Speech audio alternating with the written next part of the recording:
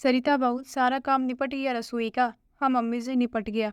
बस अभी अभी खाली हुई हूँ। सरिता ने साड़ी के पल्लों से पसीना पोंछते हुए कहा। तो तुम ऐसा करो, अपने कमरे में जाके फटाफट तैयार हो जाओ। तुम्हारी ननद सोना को आज फिर से बाजार जाना है। अभी कह रही थी हमसे कि किसको लेकर बाजार जाऊंगी। बिमला जी ने अपनी बहू सरिता को आवाज लगाते हुए कहा, जो कि अभी अभी रसोई समेटकर खाली हुई थी। कुछ समय सुस्ताने के लिए बैठने ही जा रही थी कि तभी सास बिमला जी ने एकदम से फरमान सुना दिया। मम्मी जी, मैं जीजी के साथ बाजार तो बिल्कुल भी नहीं जाऊंगी। मेरा जरा भी मन नहीं है उनके साथ बाजार जाने का। सरिता बिना किसी लग लपेट के अस्पष्ट शब्दों में बिमला जी से कह दिया। सरिता बेटा, आखिर ऐसा क्यों कह रही हो तुम? आखिर जरा से उसके साथ बाजार जाने में तुमको क्या आपत्ति है? 4 दिनों के लिए तो आई है बेचारी। ऐसा लगता है मानो तुम्हें उसका यहाँ पे आना खल रहा हो। बिमला जी ने चिनककर तिरछी नजरों के साथ सरिता से पूछा। मम्मी जी, मुझे जीजी के साथ बाजार जाने में कोई भी आपत्ति नहीं है, लेकिन बाजार से आने में जो सब कुछ मुझे झेलना पड़ता है उससे हमें आपत्ति है। यह आप क्यों नहीं सोचती? और मुझे भला उनका यहाँ आना आखिर क्यों खले? यह उनका मायका है, वह जब चाहे यहाँ आ जा सकती हैं। सरिता ने फिर अस्पष्ट शब्दों में कहा।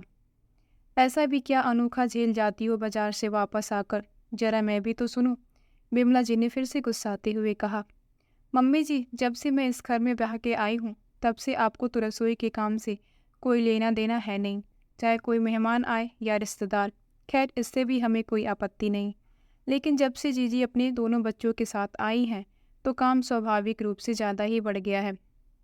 उससे भी हमें कोई आपत्ति नहीं है, क्योंकि मुझे तो काम करना अच्छा ही लगता है। लेकिन जीजी को तो किसी न किसी बहाने रोज़ ही बाजार जाना होता है। उस पर भी एक ही दुकान से उनका काम नहीं चलता। 10 दुकान पे जाकर बहुत मोल भाव करके बड़े एहसान के साथ सामान लेंगी, और यही सब करते करते मैं भी थक जाती हूँ। उसके बाद जब घर वापस आओ तो जीजी तो थक गई है का फरमान सुना के आपके पास आराम से बैठ जाती हैं, और मुझे तो सीधे रसोई में ही घुसना पड़ता है, क्योंकि उतने देर में दोनों बच्चों को बड़ी ज़ोर से भूख लगी होती है। पापा और समीर के भी दुकान से आने का समय हो चुका होता है, तो खाना भी मुझको फटाफट तैयार करना पड़ता है। आखिर मैं भी तो इंसान हूँ, मैं भी तो थक जाती हूँ ना। लेकिन आप लोगों में किसी का भी ध्यान घर की बहू की तरफ नहीं जाता, क्योंकि वह तो काम करने की मशीन है। चाहे जितना भी काम करवा लो, फिर चाहे वह बाजार हो या फिर घर हो या फिर रसोई का हो, वह थकती थोड़ी है, क्योंकि उसमें जान ही नहीं होती। काश आप ही एक बार अपनी बहू के बारे में सोच लिया करिए कि बहू भी थक गई होगी। चलो, मैं ही उसकी थोड़ी बहुत मदद करवा दूँ, या फिर जीजी से ही बोल के वह थोड़ी बहुत सहायता कर दे। लेकिन ऐसा कभी नहीं होता, इसीलिए मुझको तो जीजी के साथ बाजार नहीं जाना। आप ही उनके साथ चले जाइए।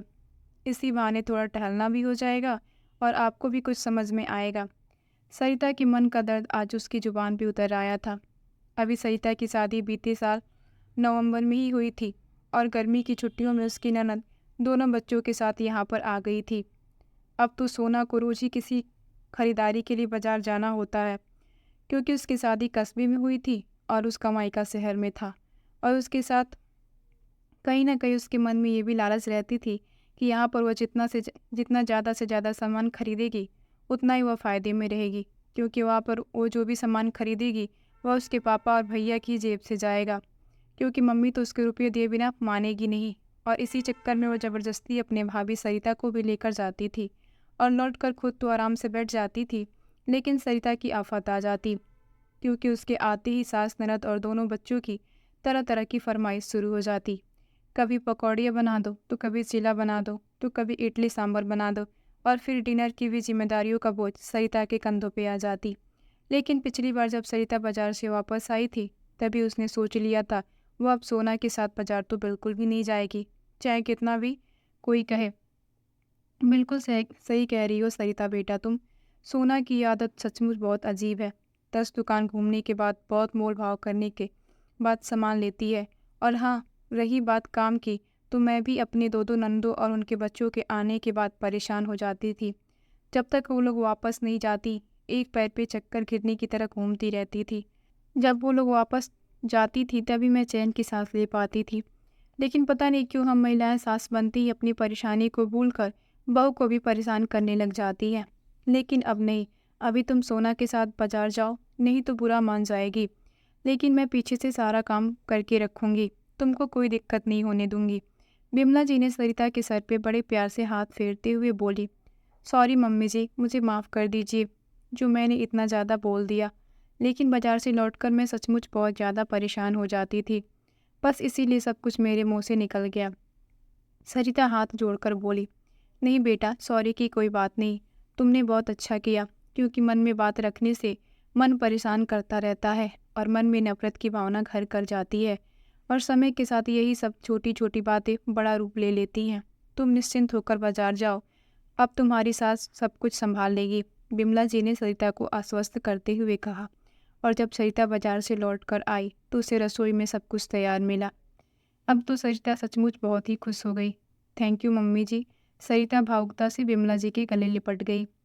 थैंक यू की कोई बात नहीं है, और हाँ, अब मैं रसोई में रोज़ तुम्हारी मदद करवा दूंगी, क्योंकि मुझे भी लगता है कि तुम्हारे आने के बाद जब से मैं सारे काम छोड़कर बैठ गई हूँ तो मेरे हाथ पाँव में भी दर्द रहने लगा है।